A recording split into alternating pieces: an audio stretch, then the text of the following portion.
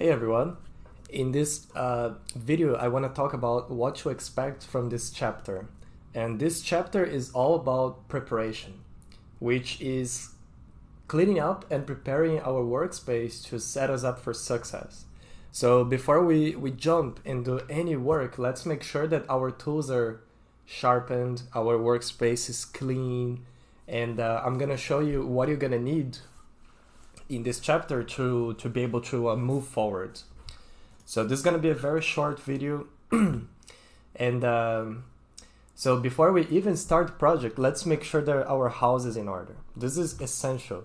Let's take some time to get familiarized with the tools that we're going to use, because every little second that we save performing repetitive operations will have a massive impact long term. So a great example of this is, like, in the past, when I was working on textures in Photoshop, and I had to save the color, roughness, normal, like all those different maps. I was doing that by hand. I would hide the group, and then save as, and then go to the next one, and then like save as. So just to do that, it would take me about like 1 minute sometimes, especially if I had to combine the roughness and metallic into one texture. But then with a Espresso exporter, I just took some time to set up the template first, but then to export, it was just one click. So just think about how the many hours, days, and months of work I saved just by automating that task. So this chapter will be all about this. And in this chapter, I'll help you set up your tools and show you how to work fast, efficiently, and simply. So I'm gonna show you how I work in Maya and how I work with Unreal. This is all very introductory, I guess the word, level. So anyone can be able to follow this. And yeah, if you're a beginner, don't move forward until you get a basic grasp of the tools that you're using. So now let's go over the tools that you're gonna need to be able to make entire levels. So this is by no means like, oh, here's what you have to use, you know? This is just some of the tools that I personally use. And if you are familiar with other tools, no problem at all. Like, you can adapt what I show you to the way that you're used to working. But if you are a beginner, I would recommend you to try to use the same tools, because then that reduces time, you know, that you're gonna need to have to look for tutorials, to look for answers relating to things that you might not know. So the first thing that you're going to need, which is essential, is a game engine. The game engine is where you will assemble the level and get it playable. Like, without a game engine, there is no environment. That's not the point of this tutorial. You know, like, if you're just trying to make a scene in Blender, for example, I'm sure that there's a lot of things here that you can apply to that. But that's not the goal. Like, my goal is to show you how to have a playable level in the end, like something that you can walk around, and who knows, maybe you can even add some gameplay, you know. Maybe you can release it, for example, if you want to make a VR environment that you want to release for other people to walk around and have fun. So the game engine, essential. I use Unreal for this tutorial, and 4 or 5 doesn't matter, it's the same engine. Like, don't be confused by thinking that Unreal 5 is a different engine. It's not. It's an upgrade of Unreal 4. It's like a new version, you know, like they just changed the name for marketing purposes.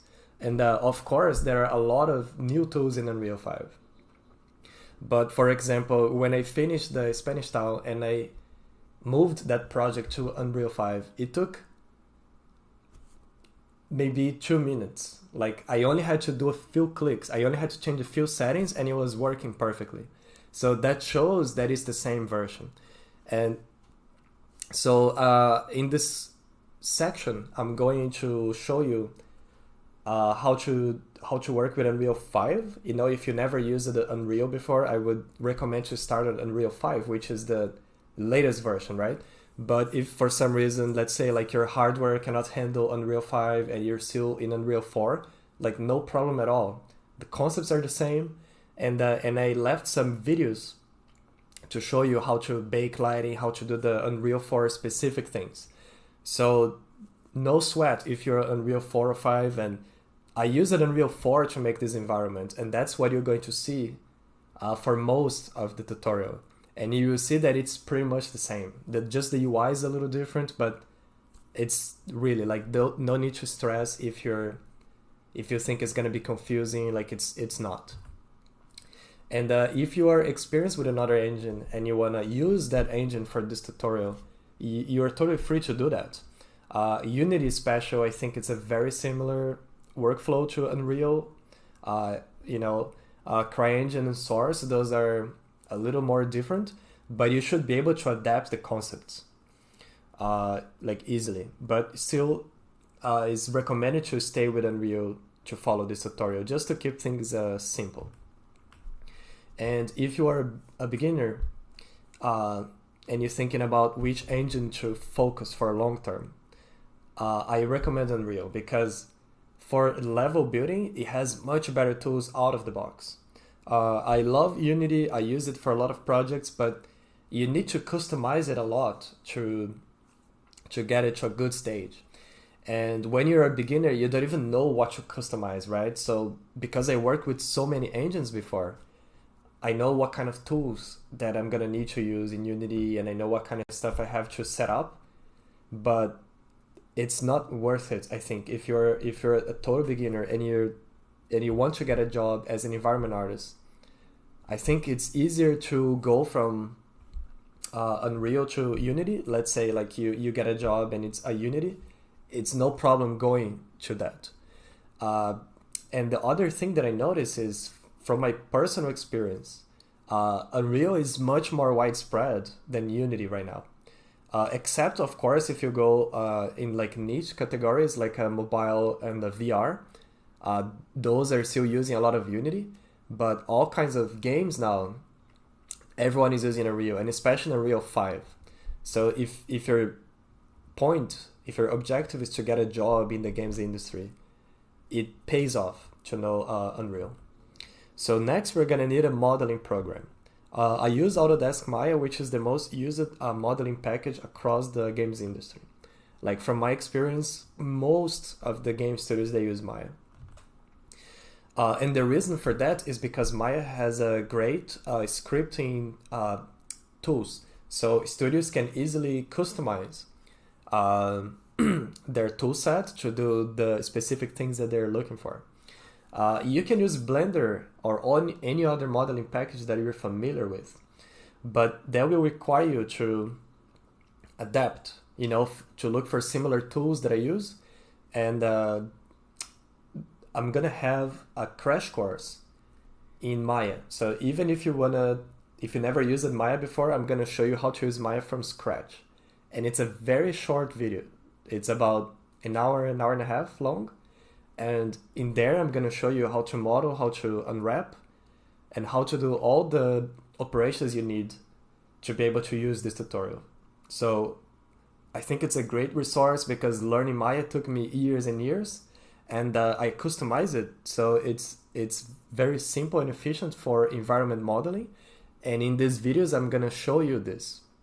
So like an analogy I like to use is, remember in the Matrix, the first one, when like Neo is learning new programs, and like he's just downloading that information into his mind. So that was my goal with these crash courses. Like, here is how you use this. And then, of course, you're gonna need other tutorials to expand, right? But this should give you a very solid foundation. If you're a beginner, I recommend choosing either Maya or Blender, depending on your long-term goals.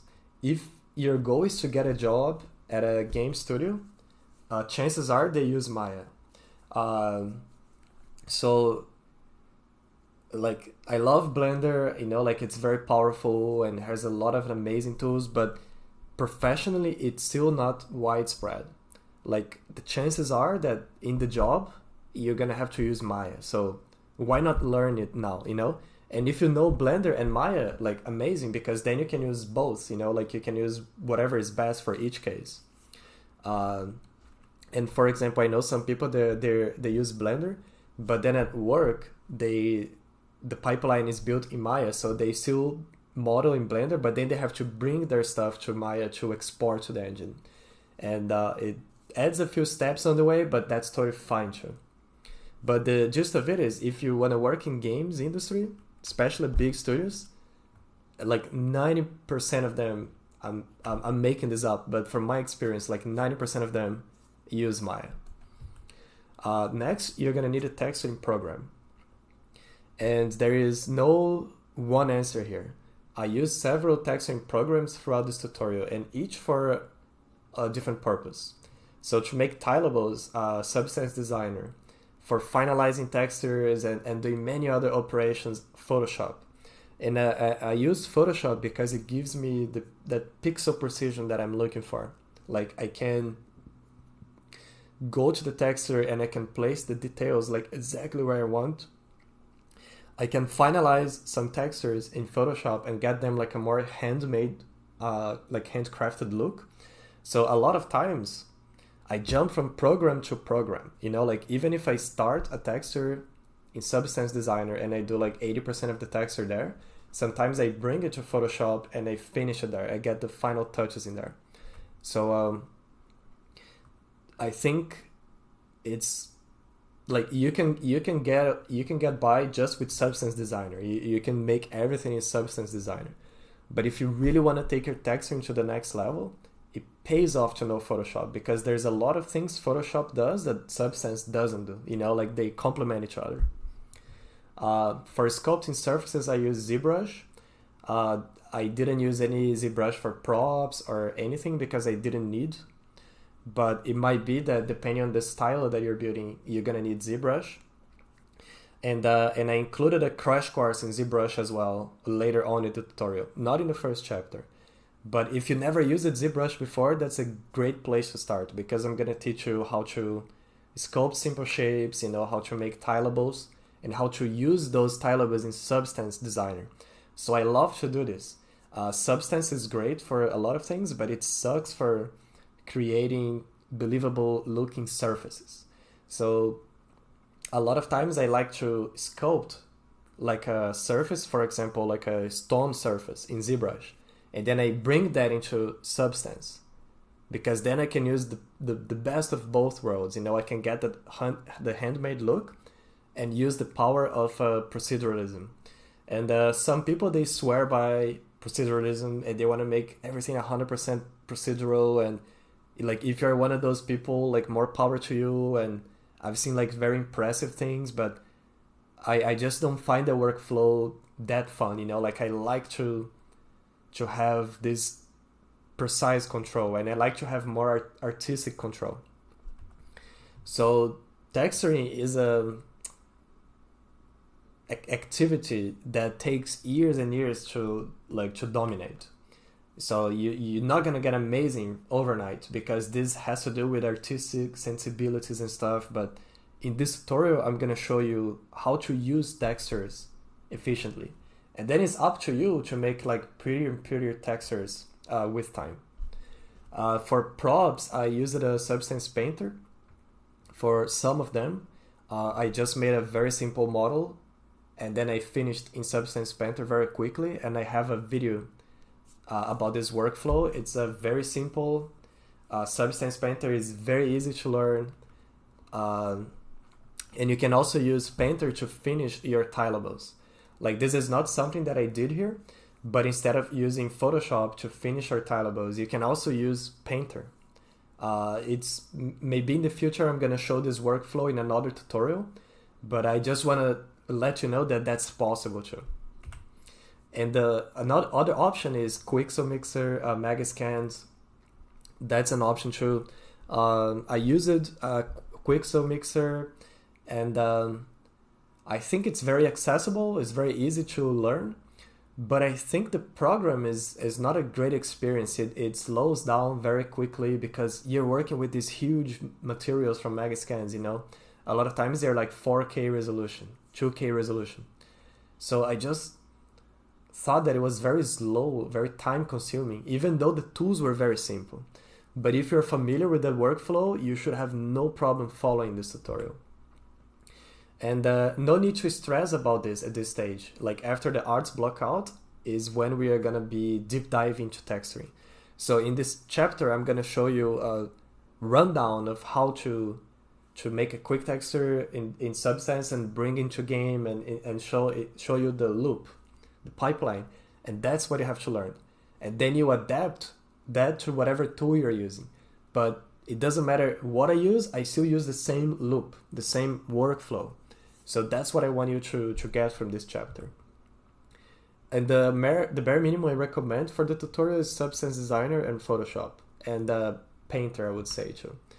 So even though the basics even though I show the very basics of texture in this chapter, we will only deep dive later in the tutorial after the art blockout's done.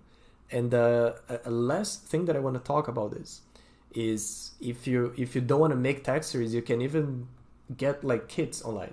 You know, like there's a websites where you can get full texture kits. You can do that too, like no problem. If you are more of a level designer and you want to learn the workflow, you know, and you don't want to get too deep into texturing, you can do that too.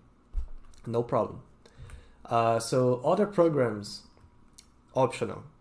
XNormal for baking tileables. This is when you model your high poly, your texture in Maya or Blender, and then you bake to a texture. So I use XNormal for this. But you can also use Marmoset. That's another option too. Word Machine is a program that I use it to create the terrain in the backdrop. So I didn't actually use the Unreal terrain system because it's very expensive to render and a little hard to work with. I just made a little chunk in a Word Machine and then I copy pasted it around. So this is a workflow that I'm gonna show like way later in the video. You don't have to worry about this now, but just keep this in mind. And this is essential to have in this tutorial, which is a sketchbook. Just some place to sketch and write down ideas quickly and take notes. The cheaper the better. Because I noticed that like when I had fancy sketchbooks, you're like, oh, maybe I'm not gonna, you know, like I don't want to ruin it. So the cheapest, like if you pay like $1 for the book, 50 cents, the better. Because then that will allow you to just use it, you know. And the sketchbook will also serve as a journal that you can look back in the future and review your progress. So here's an example. So when I was at my previous job, they gave us these cheap books. And I didn't like how corporate they are. So I bought a bunch of stickers on Amazon and I made my own like cover. So now like I love using this book because I made it custom to me. So I just like write down like all kinds of stuff and like quick drawings. I like to have a book for one project. So for this project, since it's gonna be a long project, get a cheap sketchbook and use it only for stuff related to this project. So maybe you can write down like shortcuts, you can write down things that you like, you know, that you don't want to forget. You can write down ideas, you can sketch the top-down map, you can sketch quick ideas, and yeah, like this will be an amazing tool that you're gonna love to use and keep it around you. So it's very easy to just pick up and use it. So some people might ask, oh, can I use a computer for this? Can I use an iPad? And I would say like, yes, you can do that. But I think it adds complexity, and if you have like iPad with Procreate, the chances are you're gonna get carried away and you're gonna start painting stuff, you know, you're gonna start rendering stuff. So like pen and paper is the most low-tech tool, and it works amazingly. So In this chapter, I'm going to show you my personal workflow. So if you're a beginner, I recommend using my workflow by following all the videos in this chapter. It's a time-tested workflow that I know gives good results. And with time, you'll be able to adapt to your own liking and unique needs. So what exactly is the workflow? Is how I export and import files, you know, like how I structure the materials, the folder structure, like all this kind of stuff. So just take what I'm using, and then after you're done with this project, you're gonna be able to adapt to your own style, you know. And if you're an advanced user, take what you need from my workflow and adapt to how you use it to working. But still encourage you to watch these videos with attention, because I'm sure there is little things there that are going to be useful to you. So before advancing to the next chapter, you should be familiar with Unreal and be able to build simple structures. So if you don't know how to build simple structures, like the stuff that I'm going to show in this chapter, like don't move forward, because you're not going to be able to do the rest. You should be able to model simple objects and import them into Unreal. This is like, you should be able to do the very basics. The basics that I show in this chapter, like if you know that, you shouldn't have a problem later on. You should be able to bake lighting if you're using static lighting. And I'm gonna talk about when to use static lighting or not, but very simply is if you are in Unreal 5 and your computer can handle Lumen, you don't have to worry about baking lighting. Go with that workflow. But if you are in Unreal 4, or if you're working for VR or mobile or some lower end hardware, you will have to bake lighting, because otherwise you're not gonna have the performance. So there is one video where I show you the basics of baking lighting. And for the Spanish style, I used baked lighting. We didn't have Lumen back then, and the only way to get good results was by baking lighting. You should have a clean project to work on, and follow all the guides in this chapter before moving ahead. This will save you lots of time in the long run. So what are the takeaways here? Control the urge to just start making stuff right away, and set yourself up for success by starting from a clean and efficient environment. The time you invest in this chapter getting things running smoothly will save you countless days, weeks, and months ahead. Make sure you can easily do simple operations like building simple structures and importing, exporting objects from a modeling program into Unreal. You should be able to do this without looking at a tutorial, you know, like this should become kind of like second nature. And these are all very simple stuff. And in this chapter, don't focus on building anything specific yet. Just get a good feel for the tools, you know, so just make whatever comes to your mind, but be quick. Don't spend any time polishing things. This is more about just going through the process. So that's the end of it. In the next videos, we're gonna go over each step that I just mentioned here.